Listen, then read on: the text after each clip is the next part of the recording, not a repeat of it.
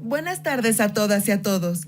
El Tecnológico de Monterrey, Campus Ciudad de México y el Consejo de la Judicatura Federal les dan la más cordial bienvenida a esta serie de charlas denominadas Jóvenes y Justicia. Hoy contamos con la presencia del magistrado Luis Vega Ramírez con el tema Derecho a la Salud bajo la sombra. Vega Ramírez es abogado por la Universidad Autónoma de Coahuila y maestro en Ciencias Penales por la Universidad Autónoma de La Laguna.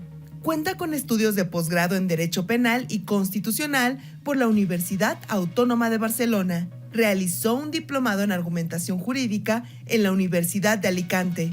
En el ámbito académico, ha sido coordinador de las extensiones de la Escuela Judicial en los estados de Morelos y Veracruz. Fue director de la Facultad de Derecho de la Universidad Autónoma de La Laguna. En el Poder Judicial de la Federación se ha desempeñado como juez de distrito y magistrado de tribunal colegiado, tribunal unitario y tribunal colegiado de apelación. Fue director nacional de la Asociación Nacional de Magistrados de Circuito y Jueces de Distrito del Poder Judicial de la Federación de 2018 a 2020. Actualmente es integrante del Tribunal Colegiado de Apelación del 18º Circuito en el estado de Morelos. En su tiempo libre, le gusta viajar, leer y es un apasionado de la docencia. Disfruta compartir sus conocimientos y tiene una profunda vocación de servicio. Le damos la bienvenida al magistrado Luis Vega Ramírez.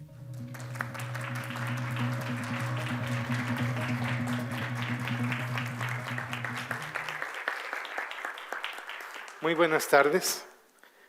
Qué placer estar aquí con ustedes. Déjenme comentarles que en un oscuro rincón del Centro de Readaptación Social Federal Femenil en Coatlán del Río, en Morelos, una joven, que voy a llamarle Sofía, madre primeriza, está muy afligida porque tiene que luchar con las rejas que la separan del mundo externo, como también las grandes dificultades que se generan en el interior de este centro de reclusión. Particularmente, su preocupación deriva de que su pequeña bebé en ocasiones no tiene atención médica. Ha pedido vitaminas porque la ve débil, pálida, sin embargo, no hay estos suplementos. Le preocupa también que no existe una atención pediátrica permanente y debido a ello tampoco ha completado el cuadro básico de vacunación y esto la pone a su bebé en grave riesgo. Por otra parte, ella también pues necesita atención ginecológica. Es una mujer que acaba de tener a su bebé, recién dio a luz y requiere muchos cuidados. Y sin embargo, en el centro de reclusión no existe este servicio a la mano como se debiera. Tiene que estar luchando permanentemente con esto, con estas dificultades, con estas complicaciones que normalmente en la vida exterior no tendría.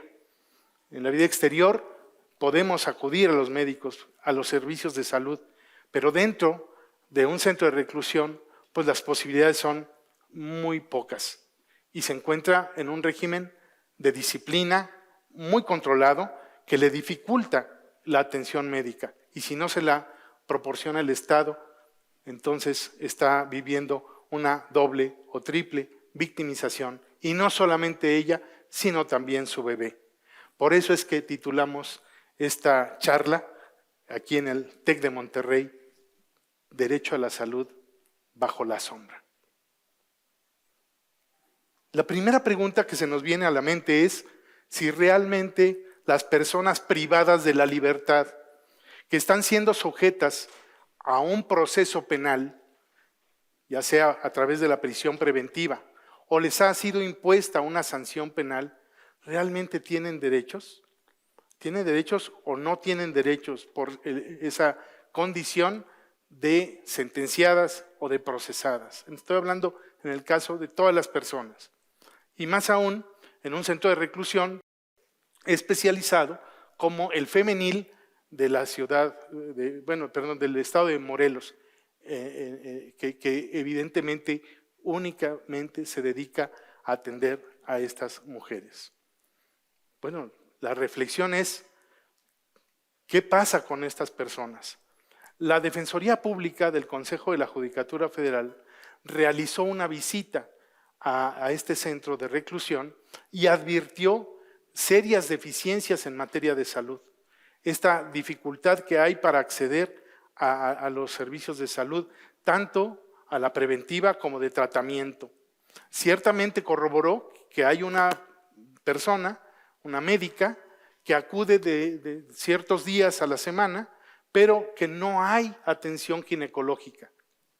No existe tampoco la atención pediátrica.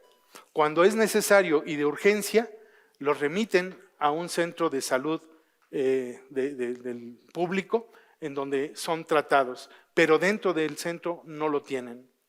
Entonces promovieron una controversia ante la jueza federal de ejecución penal en el Centro Penal Federal, y la jueza advirtió estas circunstancias y ordenó al centro de reclusión que otorgaran la atención médica. ¿Pero a quién? Solamente a las personas que habían promovido la controversia, únicamente a ella. Y estamos hablando de que el centro de reclusión es exclusivamente para mujeres. No sería lógico que pudiéramos pensar que en una población masculina se requiriera una atención médica de ginecología. Entonces aquí sí se requiere esa atención particular. ¿Qué fue lo que ocurrió? La Defensoría Pública acude en apelación ante el Tribunal Colegiado de Apelación, en donde yo me desempeño, y analizamos el derecho a la salud. Nos preguntamos, ¿cómo está normado el derecho a la salud?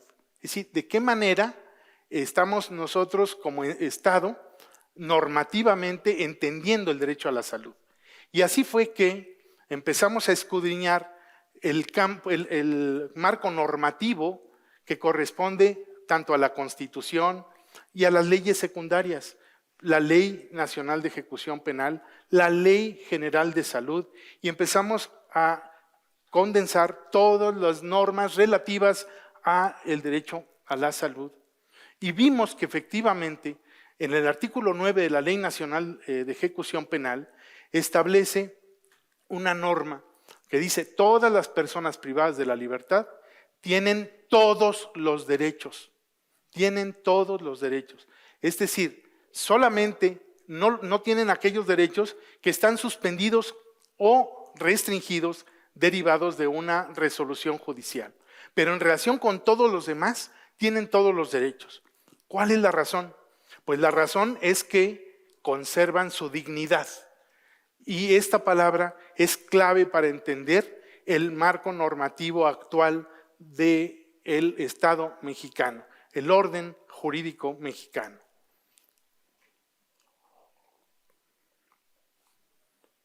¿Por qué? Porque a partir de junio de 2011 se reformó la Constitución, como ustedes lo saben, y el artículo primero es la piedra angular de todo el desarrollo normativo y de toda la actividad pública estatal.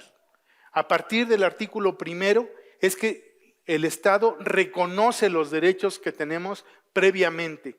Es una obligación estatal reconocer los derechos, pero no solamente los debe reconocer, los debe proteger, los debe promover, los debe garantizar, ¿sí? ¿Y qué pasa con el derecho a la salud? El derecho a la salud está dentro de las actividades que corresponden al Estado mexicano. Y entonces derivamos de la norma constitucional a partir, insisto, de la adecuación normativa que debe haber todos y cada uno de los derechos. Pero no solamente nos fuimos a las normas nacionales, nos fuimos también a las normas internacionales, particularmente a las reglas de Bangkok, estas reglas de Bangkok que regulan justamente el tratamiento de las personas que están recluidas, particularmente las mujeres reclusas. Acudimos también a la Organización Mundial de la Salud, acudimos también a las reflexiones de la Corte Interamericana de Derechos Humanos en diversas jurisprudencias y diversas sentencias que ha emitido este organismo internacional. Y de ahí también empezamos a desarrollar toda la argumentación, a concretar toda la argumentación que nos permitió llegar a la conclusión de que las mujeres sí tienen derechos y que, por otro lado, con base en los datos y pruebas que nos había aportado la Defensoría Pública, advertimos que efectivamente las condiciones de reclusión en ese particular centro estaban siendo vejatorias de los derechos contra la salud de las personas ahí recluidas y también de los hijos. Entonces, utilizando mecanismos de argumentación jurídica desde la perspectiva de género para atender todas las condiciones de, digamos, desventaja que tienen las mujeres, por un lado, y por otro lado, el interés superior del niño. Entonces ya logramos entramar jurídicamente el derecho a la salud, el derecho a la salud de las mujeres, el derecho a la salud de los niños, el derecho a la salud de las mujeres reclusas y de los menores que viven en esos lugares, niños de menos de 3 años. Bueno, esa fue la metodología que utilizamos. Posteriormente, y esto es clave en el desarrollo de esta charla y también de la resolución que se emitió, analizamos el artículo 128 de la Ley Nacional de Ejecución Penal. Este artículo es muy relevante porque faculta a los jueces y a las juezas para poder darle efectos generales a las decisiones. Y entonces revocamos, más bien modificamos la resolución de la jueza que sí había otorgado protección a una reclusa y a su niño o a su bebé. Y nosotros, ¿qué hicimos? Pues lo hicimos al revés. Ahora extendimos la protección a todas y cada una de las reclusas que allí se encuentran y a todos y cada uno de los niños que allí están. Yo fui al centro de reclusión, ahí pedí que me enseñaran las áreas médicas. Sí tienen áreas médicas, sí tienen equipo, pero no tienen ni médicos, ni medicamentos, ni instrumental para atender a las personas. Tienen equipos, pero no instrumental. De tal suerte que, bueno, yo dije, a ver, no basta con tener un botiquín, ¿no? Necesitan todo lo demás. Necesitan muchos elementos que el Estado está obligado a conjuntar para brindarle atención a las personas. ¿Y qué fue lo que sucedió? Con base en esta facultad que la ley le otorga a los jueces, dimos una orden con efectos generales para proteger tanto a los niños como a las señoras, a las mujeres que están allí. Y determinamos que la atención médica ginecológica fuera permanente, que hubiera allí una médica, una mujer médica que atendiera a todas las mujeres de allí y a los niños que fuera periódico, que no fuera permanente sino periódico de acuerdo a sus necesidades y que se aplicara todo el cuadro básico, que se les diera atención en preventiva, de medicina preventiva y también medicina de tratamiento y seguimiento de ese tratamiento para el efecto de garantizar el derecho a la salud que estas personas tienen como gente, como personas, por la dignidad que les corresponde. Eso fue lo que hicimos. Estoy preocupado de cualquier manera. Yo me siento muy orgulloso de esa resolución porque me tocó en suerte ser el ponente y dispuse de un equipo de secretarios para hacer toda la investigación nacional, internacional y jurisprudencial. Analizamos todo el tema de las condiciones de internamiento. Realmente me siento contento de haberlo hecho así. Cuanto más que días previos a que nosotros emitiéramos la resolución, tuvimos la mala noticia de que habían matado ahí adentro a unas reclusas. Esto no salió en las noticias, pero sí lo tuvimos nosotros de primera mano. ¿Pero por qué mi preocupación? Porque ustedes saben que actualmente se están planteando reformas al artículo 129 y 148 de la Ley de Amparo. Estos dos preceptos permiten a los jueces de amparo dictar resoluciones en materia de suspensión del acto reclamado, en donde se le puede dar efectos generales.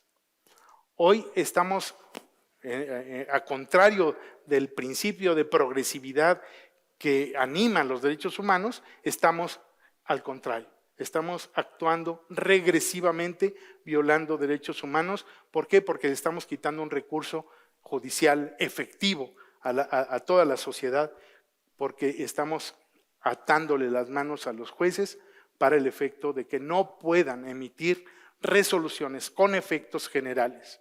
Estoy hablando del amparo. El ejemplo que les acabo de dar es en materia de ejecución de sentencias, de ejecución en general, ejecución penal, el 128. Mi preocupación es que ya hoy, a partir de estas reformas, empiezan a reformarse todas las demás leyes secundarias y se impida que los jueces le den efectos generales a las resoluciones. Los efectos generales no son un beneficio para los jueces, no es para dotarlos de gran poder, es para beneficiar al mayor número de personas con el objeto de evitar violaciones generalizadas también a los derechos humanos. Esa es mi grito de alarma que les traigo a ustedes. Eso es lo que yo quiero transmitir, esta preocupación.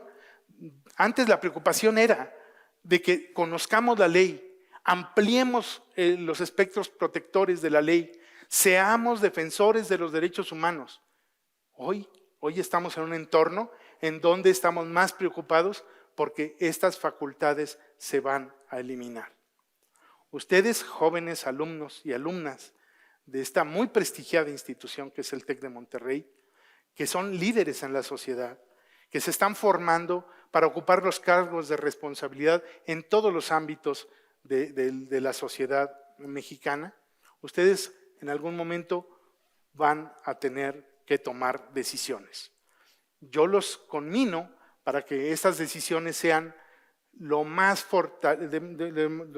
muy fuertes para tomar en su responsabilidad la defensa de los derechos de las personas. La defensa de los derechos de las personas es la defensa de la dignidad de cada uno de nosotros. El Estado está obligado a administrar todos nuestros recursos y a poner todo lo que sea necesario normativamente, institucionalmente, los recursos para garantizar los derechos de las personas. Si eso no lo podemos hacer, si eso no lo podemos lograr, estaríamos en un México de anarquía, de sometimiento, donde los derechos de ustedes, de sus familias, de México, no existirían. Y ya no diríamos que estamos en un derecho a la salud bajo la sombra, como lo he presentado aquí, sino estaríamos en un derechos humanos hacia la sombra y con el riesgo de perderse. Muchas gracias.